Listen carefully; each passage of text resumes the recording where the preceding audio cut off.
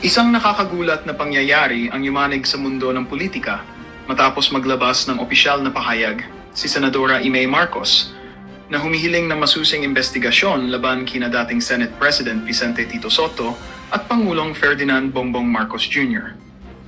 Ayon sa Senadora, panahon na raw upang buksan sa publiko ang mga isyong matagal nang ibinubulong sa likod ng gobyerno, partikular na ang umano'y katiwalian at maling paggamit ng pondo ng bayan. Ang naturang hakbang ay dulot ng matinding pag-ugong sa Senado at sa social media, habang marami ang nagtataka sa biglaang posisyon ni Imee laban sa mga dating kaalyado. Sa kanyang talumpati, iginiit ni Senator Imee na ang katotohanan ay dapat manaig kahit pa ito ay magdulot ng pagkakahati sa mga nasa kapangyarihan. Binanggit pa niya na hindi raw siya papayag na tuluyang masira ang pangalan ng kanilang pamilya dahil sa mga gawaing taliwas sa prinsipyo ng serbisyo publiko. Sa kabila nito, nananatiling tikom ang bibig ng kampo ni PBBM at Sotto na parehas na hindi pa nagbibigay ng opisyal na pahayag ukol sa isyong ito. Samantala, inaasahan ng publiko na magsasagawa ng formal na pagdinig sa Senado upang siyasatin ang mga alegasyon. Ayon sa ilang political observers, ang hakbang ni Senator Imee ay maaring magbunsod ng panibagong krisis sa loob ng administrasyon. Sa ngayon, patuloy ang pag-aabang ng taong bayan sa magiging resulta ng investigasyon at kung may mga opisyal bang mapapanagot sa sinasabing malalim na katiwalian sa pamahalaan.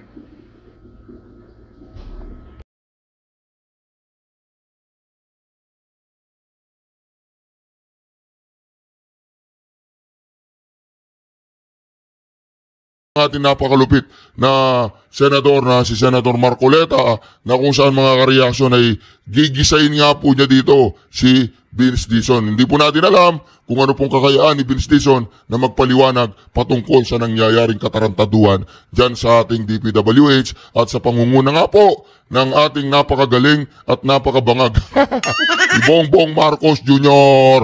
Ito na po mga kareaksyon, simulan na po natin. Thank you, Mr. Chair. Let's talk about clearing the system, Mr. Secretary. Let's go to the jugular. Doon po sa aming pagdinig sa Blue Ribbon, there was an instance where I asked your predecessor, what are the things that are being placed above the net? Kaya nagbo-bloat yung budget natin. He was talking about allocables, was talking about leadership and unprogrammed, and then the FLRs, which happened after the BICAM. Pangkaraniwan na yun, it's always the difference between the NEP and the GAA. I was able to calculate from what he told me at that time. I was able to summarize at least 1 trillion pesos over and above the ceilings indicated in the NEP. So, Mr. Chair, dito po sa 2026 proposed expenditure program of DPWH, nagkaroon ng revision from 880 million, billion ba to o million? 880 billion to only 624 or all in all 625.7 billion. So, nawala na ba yung sabi ko rito, taba ito eh. Kumbaga, Mr. Chair, sa katawan ng tao eh. 1 trillion peso additional to the ceilings already indicated in the NEP is 2 months. Parang ang sabi ko eh, taba na ng tao yun eh. Pag hindi natin inalis yung taba ng tao, ikamamatay niya yun eh. So, ano ang presumption dito, Mr. Chair? Sa 625.7, nawala na po ba yung binabanggit natin? Unang-una po, no, as a matter of fact lang po, ang nawala po dyan yung flood control locally funded projects at ibang mga proyekto. Pero kung ang tanong niyo po ay nawala na ba lahat ng taba? Tingin ko po, base lang po sa pinakita sa atin ni Chairman ngayon, hindi po totoo yan at meron pa rin pong taba. So ibig At kailangan sabihin po, pong- hindi natin talaga na i-strike yung taba ng sistema. Hindi natin siya na-address. Kailangan pong i-address, pero tingin ko po ang pag-a-address sa kanya, kailangan simulan sa budget, pero kailangan din po simulan sa proseso kung paano nagpapasok ng mga proyekto sa National Expenditure Program. I think, Mr. Chair, we can start by reviewing the allocations per district. Tama Kasi po, Tama po. nakita ko doon sa 2024, 2025, and finally 2026 budget allocation. Meron kang makikita dyan, Mr. Chair, na talagang lopsided eh. Merong bigla na lang magkakaroon sa isang district as much as 5 billion to 11 billion, samantalang iba at least 1 billion. Hindi ko maintindihan yung philosophy behind that eh. Sa palagay ko, yung nakapark dyan at saka yung taba-taba dyan, nandyan lamang yan eh. So unless and until we are able to justify bakit halimbawa ang isang distrito na napakaliit compared to other districts, wala naman significant na difference yung dalawang districts eh. Pero makikita mo, 11 billion yung isa is only 3 billion. I don't think that is justified. So, kailangan po siguro nating suyurin, Mr. Chair. Hanggat hindi po natin nagagawa yun, hindi po mawawala yung taba. Pagkatapos yung leadership, Mr. Chair, ako po, nagtagal po ako sa House of Representatives. Eh. Mabuti na lang, party list lang ako. Hindi ko po minamalit ang party list. Pero kaya ko lang nasasabi sa party list, naging kalakaran na lang eh. Pag party list ka po, masaya ka na sa 150 million eh. Yung inyo pong constituency is nationwide. Mr. Chair, para ka rin senador eh, pagka party list ka eh. Kasi nationwide ka eh. Pero ang budget mo, pang budget lang ng barangay kapitan. 150. Samantalang ang regular congressman, nag-a-average po ng 1B. Nasaan po yung katwiran doon, Mr. Chair? Nationwide kami, sa kagustuhan ko halimbawa na masuklian ko ng utang na loob dahil sa napakaraming botong nakuha ko sa iba't ibang panig, i-apportion ko sana. Sa 150 million, Mr. Chair, yung isa mabibigyan mo lang ng 300,000 na lang o kaya 250,000. At sasabihin sa iyo ng mayor, salamat po congressman sa binigay nyo. At least may tatayo ko na po yung kubeta na. Nakita po ninyo kung gaano po. Samantalang ang isang distrito, 11 billion, merong 8 billion, merong 6 billion. Secretary, Mr. Chair, hindi ko po nakikita yung justification. Kaya nga ang tanong how do you allocate the finite resources of this country? Yung economist, sandali lang niyang sasabihin sa atin. Alam niyang kwentahin eh. Marami siyang variables, marami siyang parameters. Pero dito po, pag tiningnan niyo isang distrito, wala kang makikitang significant variable o indicator kung bakit mas marami ang dapat niyang makuha. So let's start with that. That is supposed to be the starting point. Ang sabi mo kanina, Secretary, we should err at the side of caution. Gusto kong palitan. We should act at the side. Ayoko magkamali tayo. Not even erring. We should act on the side of caution. Agree po, Mr. Chairman. 100%. And then, Mr. Chair, kung pwede ko pang idagdag sana to, dito po itong Asset Preservation Program ng DPWH. 2022 to 2025, talagang papataas po yung expenditures eh. 117 million, a billion. 2023, 124 billion. 2024, 139 billion. 2025, 153 billion. Talagang papataas eh. Mr. Chair, tama naman ito sapagkat kapag itong perang ito nagamit natin sa tamang pamamaraan, magagamit natin ng mas matagal ang ating mga kakalsadahan, mga bridges and so on and so forth. Di ba tama yun, Mr. Secretary? Tama po, Mr. Chair. Pagkatapos biglang nagkaroon ng 2026, naging 105 na lang. Ang ibig ba sabihin nito, yung papataas na ganun, 4 na taong papataas, tas bigla mong ginanon. So, naisip ba natin na wala nang kakwenta, wala nang kwenta yung preservation program natin, Mr. Chair?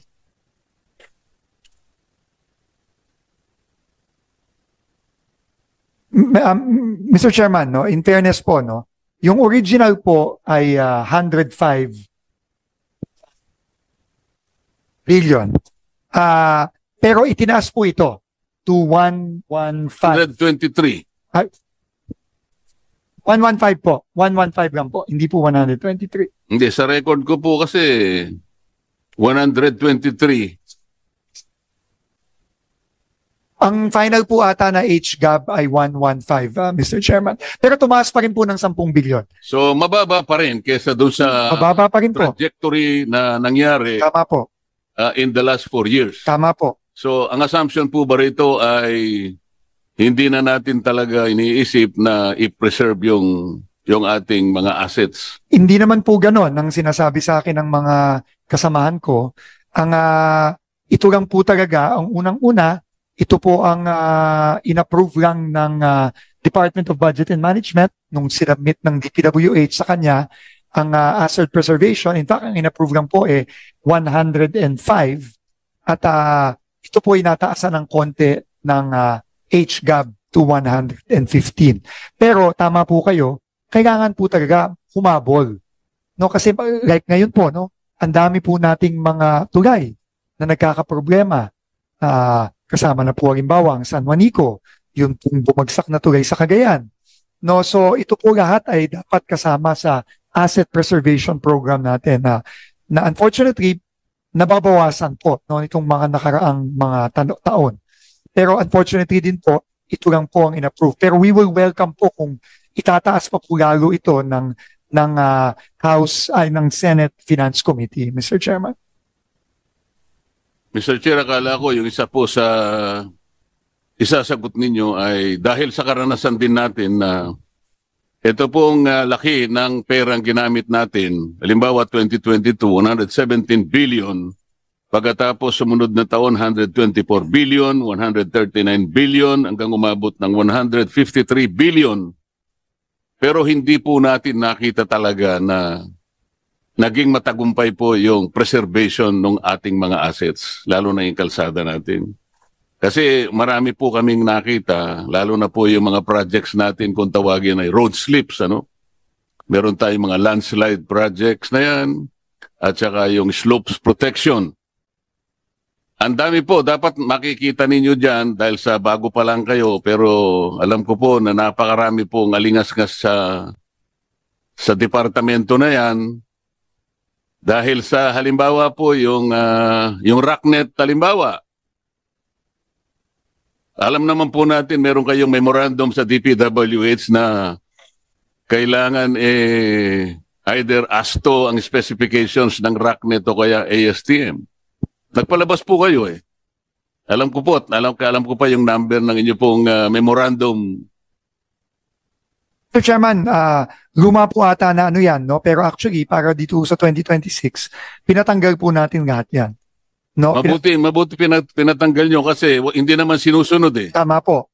Alam po ninyo, ang standard ay ASTO o kaya ISTM. Pero ang ginagamit po pangkaraniwan, at ito'y nakita na natin sa maraming panig ng ating kapuluan, bibili sila ng RACNet sa China. Ang presyo po ay halos 62% ang baba niya doon sa talagang dapat na gamitin. So Mr. Chair, dahil sa nung nagbidding sa ASTO yung nilagay niya, at saka ASTM, napakataas na uri ng napapangiti si Yusek Ador, alam niya ito Pagkatapos bibili sa China, alam mo, Secretary, pati yung ginagamit na na ilulubog horizontally at saka vertically. Kung minsan dapat 5 metro, Mr. Chair, ano? 1 metro na lang. Alam niyo yung rocknet kung gaano katibay yung galing sa China? Parang binalot mo ng sapot ng gagamba, Secretary. Kaya po hindi na preserve. Kaya po ang landslide, gano'n na lang po nangyayari. Kaya ang alam ko, kaya po siguro nyo binaba. Ang gusto ko sanang isagot yun, napansin po kasi namin, sobra-sobra talaga, pero hindi naman talaga nakatutulong para i-preserve yung assets na ating mga nagawa sa mga nakakarang mga panahon. Mr. Chairman, alam niyo po, na-mention niyo po yung rock netting. Pero habang ako'y araw-araw na tumatagal sa departamento, lahat po ng sinasabi niyo, nakikita po natin on the ground. Ngayon lang po, meron pong bumagsak na kalye ngayon sa Bukidnon, kahapon. Yung Buda Road sa Bukidnon, papuntang Davao. Hindi po natin alam kung ano ang dahilan nun. Pwede pong earthquake ang dahilan, pwede pong landslide ang dahilan, pero pwede din pong kakulangan ng asset preservation ang dahilan. Dahil po itong kalyeng to 1999 pa ata o 2000. So 25 taon na yan. No? So marami po ganito, no? At very very unfortunate po itong mga pangyayaring ito. Pero kagaya nga ng sinabi ko kanina po nung sa aking opening statement pa lang, wala po ako dito. At madali po para sa akin siguro dahil isang buwan pa lang po ako siguro dito. Isang buwan at halos isang buwan at kalahati pa lang ako dito. Hindi po ako pumunta dito para i-depensa itong mga nangyayari sa DPWH.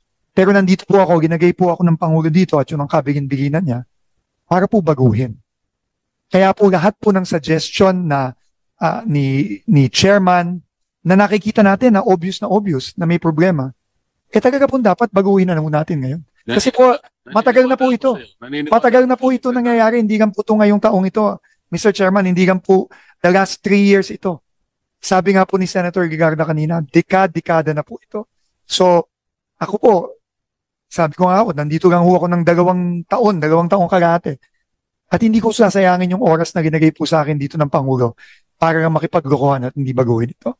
So isang linggo, isang buwan ka pa lang sa departamento? Isang buwan pa lang po, mahigit. Opo. Alam mo, Mr. Chair, baka hindi niyo alam na si Secretary Dizon, kamag-anak ko ito Dizon ako sa aking ina. Taga-Angeles ang nanay ko, Dizon din siya. Kaya kung magtawag kami, pinsan. Isang buwan ka pa lang, pinsan. Pero yung bigote mo, hindi mo namumuti na Ano kaya kung tumagal ka ng 6 months? Ako'y nalulungkot sa iyo Alam kong gusto mong ayusin, alam kong gusto mong baguhin at magbago lahat ang problema ng departamento. At ako ay isa sa naniniwala sa kagustuhan mo na mabago mo ang maraming problema na kinasasangkutan mo ngayon. Kung matutulungan ka lang namin sana ng higit pa sa magagawa namin ngayon, ay gagawin namin.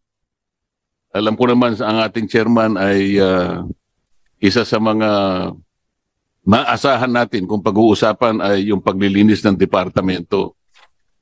Katulad halimbawa nung kami po ay naghihiring sa ibang komite, yung Philippine Science Agency, siya pala ay may kakayahan na magbigay ng maraming pantulong sa mga iba't ibang ahensya ng ating pamahalaan. Alam din niya kung anong pwedeng itanim sa anong lugar. Meron yata silang mga technology na nakakalap o nagagamit, may mga equipment sila.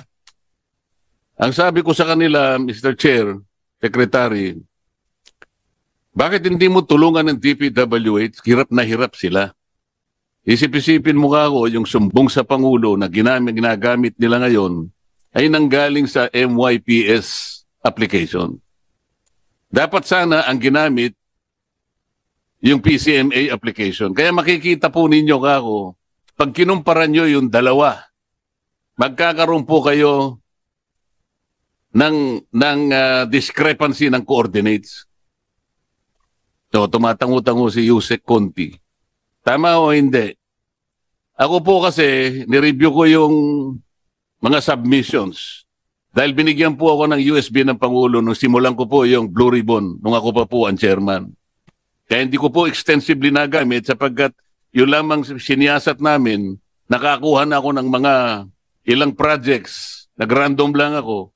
15 yung nakita ko. Magkakaiba yung coordinates, hindi pareho. Magmula sa 67 to at least 477 meters ang coordinates na pagkakalayo. Ay sabi ko sa Philippine Science Agency, bakit hindi mo ako tulungan? Nakita mo, wala pala kayong wala pala kayong satellite connection dahil mahal daw. Sabi ko, kahit mahal ito, Secretary, kung ito ang kinakailangan para lamang yung inyong mga encoder sa baba, hindi nakakagawa ng kalokohan na ipinapalit-palit yung mga litrato na kunwari tapos na yung flood control, hindi para tapos. Ang ginagamit lang nila mga cellphone na yung signal mahina pa. Kaya nga, pag mahina ang signal, lalong lalayo ang coordinates. Hindi ba, Yusek Ador? O, yan po eh. Isip-isipin na, sasabihin po ninyo na sa PCMA po real time. Wala pong real time. Yung encoder po ninyo, ginagawa po niya, nag-i-encode siya every end of the month. So monthly. Wala talaga eh. Sa totoo lamang po, wala ni isa man na po pwedeng sabihin natin real time kung anong nangyayari on the ground. Ito yung kinakailangan pong gawin. Nabiro ko pa nga po sila eh. Hinahanap po namin kako yung mali-malitang pera na nakatago sa mga iba't ibang lugar. Na nakolekta nila sa flood control. Pwede po ba niyong malaman sa magitan ng inyong equipment kung nasaan ang mga perang ito? Kahit na biro lang nasasabi namin, Secretary, sapagkat kailangan po nating gawin lahat. Ang lahat ng kaparaanan, maitama lang natin ang maraming dapat itama. Hindi natin magagawa. Siguro magtatagal bago natin magawa. Ngunit kapag naumpisaan natin by acting on the side of caution, not erring on the side of caution, yun po ang dapat natin gawin, Mr. Secretary. Mr. Chairman, we agree po, no? 100%. At ang Pangulo po mismo, yun po ang direktibang binigay niya sa akin nung bago po kumupo. At yun po ang pipilitin natin gawin. Of course, with the help po ng ating komite, ng ating mga ibang opisyalis po. Kasama na rin po ang Philippine Space Agency dahil ang satellite feed po na real time, kung mayroon kahit na hindi yan araw-araw, kahit na once a week lang o once every 2 weeks, napakalaking bagay na po nun kung magagawa po natin yan. Kayo po mag-audit ng project natin. Pwede kaya natin gawin.